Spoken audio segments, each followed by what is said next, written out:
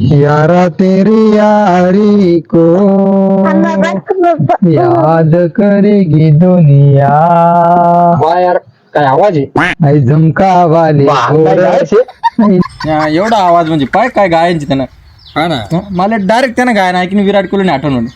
विराट कोहली. हा पण विराट कोहली तर गायक नाही शे. अरे मग हाच कुठे गायकची.